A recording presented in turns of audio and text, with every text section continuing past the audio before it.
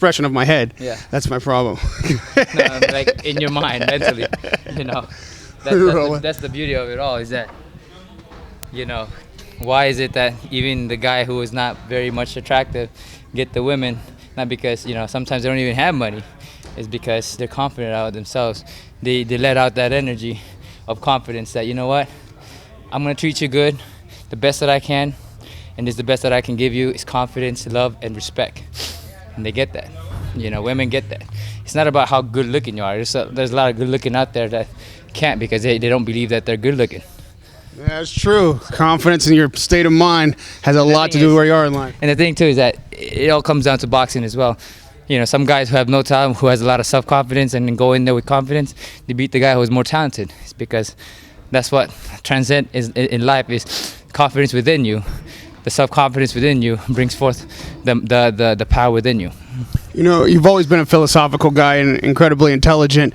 When you face adversity, 2 losses in a row, obviously you even said yourself the last time you got your butt kicked. When those dark moments come, when you're back in the locker room, back at home, and you know you have to either rejuvenate or quit, what brings you through? Where did you take your mind to get back to where you are now? It didn't take me fast to get it. It took me a long time to figure it out. You know, sometimes we look far and near and all the way out there to try and change everything that you are, but which is not the case. It's all within you. You know, and I realized that it's not about me being faster or stronger. I'm already talented as it is. I was able to become 5-time divisional world champion is because I have that power within me. Now I just needed to use that and realize that. And the best thing to do that was to be mentally ready. And so I took seminars, I took things to unleash the power within me, to be confident all over again, that everything is all within me. It's just that I didn't want it hard enough, or I didn't train hard enough. It's because I had all this mental block because I wanted to be something else and I wanted to step away from the ring. Now I'm back in the ring and I want to be in there 100%. You know, the thing is, you don't need to search far to change who you are. You don't have to. You know, when people search for oh man, I gotta find myself. No, you don't need to find yourself. You find yourself within you. Everything else is within you. The thing about life is choice. If you want to be happy, you chose to be happy. You know, our brain and our mentality, if you look at it in an evolutionary mind, our brain is meant to survive, not to be happy. You know, you can find happiness a lot of places. You're a multi-talented guy, a photographer, you like fashion, obviously. You're still a thoughtful, reading individual. What is it about this fight game that still makes you happy? It's like, you know, I got a family, I got kids, I can do anything. Why do this still? It brings forth the talent within me, the gift within me, and I want to utilize the gift within me to see how far I can reach, you know. And I can reach pretty far. I believe that I can reach pretty far as long as mentally I am physically strong, mentally focused, and create a good habit to wake up in the morning, to do the right thing in the morning, things that empower me and gives me energy. You know, we're here in Las Vegas. Obviously, it's fight week, so we're fortunate enough to catch up with you. The big fight that's coming Saturday night is Miguel Cotto and Saul Alvarez. With the experience that you've had, as much as you've been in this game, when you look at that fight, how do you size it up? Well, the thing is, Canelo is a strong kid, hungrier kid. You know, he has youth, he has freshness, he has ability as well. But then you have Cotto, who's a warrior.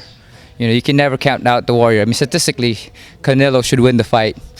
But you can never count out the warrior within a veteran. You know, within the veteran, there is something that they've learned throughout the years. You know, if he succumbed to his age and his battle scar, then yeah, you'll see a different Cotto in there. But you know, with confidence and with the warrior mentality, he's also a force to be reckoned with. You know, if he utilizes his strength. You know, I ask you these questions because you're so well-spoken and thoughtful about the sport. I like to hear how you would break things down. This may be another career for you as well when you get out of the ring finally. Obviously, we saw a huge upset in the Ronda Rousey fight, right? Another incident when a fighter came in really confident against a boxer and was bested kind of by a lot of people's surprise. I'm sure you saw that fighter. How did you take that, and what do you think of the matchup there? What was the mistakes made? Same thing as I did. Got too overconfident. We believe our own hype, and we stopped studying. You know, from the time we get in the ring, we usually know everything about the opponent, but that's something that lacks when you are on top. But the thing about it is the people in the bottom they're constantly knowing everything, the way you eat, the way you talk, the way you move, the way everything. They know everything about you. That's exactly what Walters did to me, and he even said it himself. I know everything about you, because he studied me, and that's the thing. That's the difficulties about being on top is we tend take things for granted. And lastly, Donaire, as you climb back to the top, your power's there. Oh, I just saw you work out, man. You still got speed, you still got power. Obviously, the hunger is there. So what adjustments need to be made? What is it that can either bring you back to where you were or even surpass that in this final chapter of your career? Just confidence and living a healthy style and being in the gym, and being an athlete. I'm all about everything. I did photography, I did this, I did that.